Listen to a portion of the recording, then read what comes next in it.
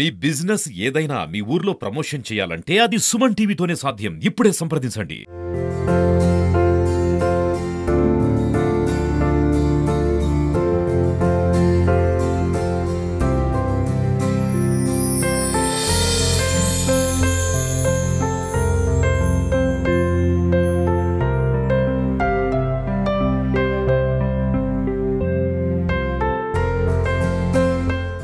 వేటూరికి అత్యంత అభిమానపాత్రుడు, వేటూరు అంటే ప్రాణం పెట్టేటువంటి వ్యక్తి శేఖర్ గారు. కొన్ని రహస్యాలు కొంతమందికి తెలియవు. వేటూరు గారు దివంగతులు అయిపోయినప్పుడు మేమందరం బరియల్ గ్రౌండ్లో ఉంటే ఆయన లోపలికి వస్తే తట్టుకోలేడు ఉద్విగ్న భావం అని జీపుల చుట్టూ చివరిదాకా కార్యక్రమం అందేదాకా జీపుల చుట్టూ తిరుగుతూనే ఉన్నారు ఆ శ్మశానం చుట్టూ. ఆయన అంత అభిమానం ఆయనకి వేటూరు అంటే.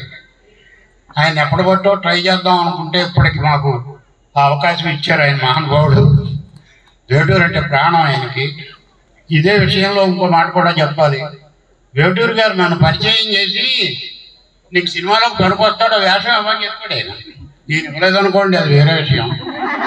ఏం సరే, వేటూరు గారిని గురించి ఏం చెప్తామండి, ఆయన ఒక పాటలో చెప్పేశాడు. పాటే బతుకైన వాడిని అన్నాడు.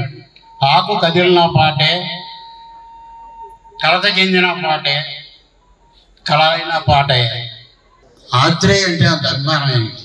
ఆ తర్వాత ఎందుకు ఆత్రేయ గొప్పవాడో నాకు ఆయన చెప్పాడు. జీవితంలో మర్చిపోకుండా అంత విషయాలు చెప్పాడు ఆయన గురించి. తర్వాత ఆయనకు కోరుకోటి ఉండేది. పచ్చగడ్డికో చేతి పడుచుపిల్ల లాంటి పాటలు పల్లెటూళ్ళలో తెగపాడేసేవారు ఆ రోజుల్లో. దసరా పుల్లుడు సినిమాలో నా పాట ఎవరైనా పాడుకుంటారా శర్మ? ఆయన అంత గొప్పవాడు, ప్రజల్లోకి వెళ్ళిపోయాడు వ్యామనలాగా. మీరు వేటు గారి ఫంక్షన్ అంటే నాకు అది మా సొంత ఫంక్షన్ లానే. మీరు కంగ్రాచులేషన్స్ అండి, చాలా హ్యాపీగా ఫీల్ అవుతున్నాను. మీరు ప్రికాషన్స్ కానీ మీ ఎన్వైరన్మెంట్ మీరు క్రియేట్ చేసిన మీ స్కూల్స్ కానీ మీరు నాకు చూపించారు. మీరు మీ టూర్ ఇచ్చారు. దాంట్లో మీ ఎడ్యుకేషన్ అంటే స్కూల్స్ ఏదో డబ్బుల కోసం లేకపోతే ఏదో చేస్తున్నాం అని ప్రతిష్ట కోసం సంథింగ్ మా పెద్ద ఆర్గనైజేషన్ ఉందని చెప్పుకోవడానికి కాదు, ఒక చిన్న పర్పస్ తోటి ట్రిమెండస్గా ఒక వేరే యాంగిల్ తోటి వాళ్ళ పిల్లలు జస్ట్ చదువులే కాదు వేరే అన్నీ ఉండాలి అని మీ సాహిత్య అభిలాష వాళ్ళకి కొంచెం రబ్ అవుతుందని మీరు చేస్తున్న ప్రయత్నం చాలా గొప్ప ప్రయత్నం. అంటే ఇట్స్ రేరిటీ దీస్ డేస్. కనిపించలేదు మనకి. చాలా స్కూల్స్కి వెళ్తున్నాయి కానీ ఇలాంటివి కనిపించలేదు. మీరు కంటిన్యూ చేయండి సార్, చాలా చాలా మంచి విషయం. అండ్ అందులో వేటూరు గారికి వేయడం ఇంకా అది నా పర్సనల్, సో ఇంకా దాని గురించి చెప్పగలరు బేసిక్గా. సో అండ్ శర్మ గారి నేను కలిసాం వేటూరు గారి ఇంట్లో అంటే సడన్ గుర్తొచ్చింది నాకు. ఆ రోజు అనుకున్నాను సార్ మీరు ఆయన తమ్ముడేమో అనుకున్నాను నేను సార్. దగ్గర పోతూ ఉంటాయి సార్. ఇందాక ఆయన కూడా అన్నారు. గొప్ప ఫంక్షన్ సార్, గొప్ప ఇనిషియేటివ్. ఆయన బర్త్డేకి నేను రావడం. అండ్ సిద్ధార్థ అశోక్ గురించి అంటే కంగ్రాచులేషన్స్ అండి. మీరు అంటే ఈ అవార్డుకి అర్హులు అనేదానికి అంటే మీకే అవార్డుకి అందం మీకు రావడం. వేటూరి గారితో పాటలు రాయించుకున్నటువంటి గొప్ప అనుభవం ఉంది కాబట్టి ఇంకేదైనా రాయండి అని అననటువంటి అతి తక్కువ మంది దర్శకులలో శేఖర్ కమల్ గారు ఒకరు. నేను ఒక ప్రయోగం చేశాను. కాళ్ళకు వెండి గజ్జల్ లేకున్నా చెక్కల గిల్గిల్, దండల్ లేకున్నా చెక్కల ఉంటేనే ఉండాలి, కానీ నేను లేకున్నాను మొదలెట్టా. అదొక ప్రత్యేకమైనటువంటి వాక్య నిర్మాణం.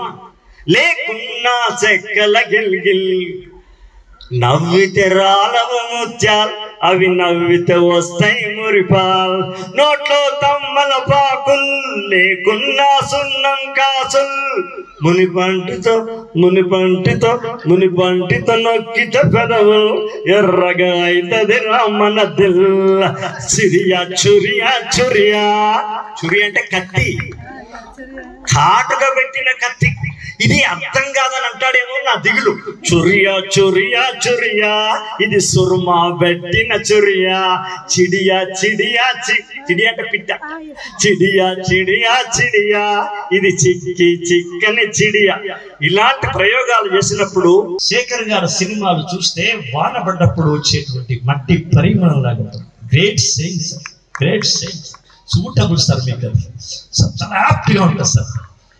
సానేటి వానకెత్తుళ్ళింత ఇంకా చాలు సాలుకు నువ్వు బాలెంత నీళ్ళనే చనువాలుగా గాలినే ఉయ్యాలగా పక్కల్లో బొక్కల్లో రెక్కల్లో నువ్వు చక్కగా మోసేవు మొక్కల్లో.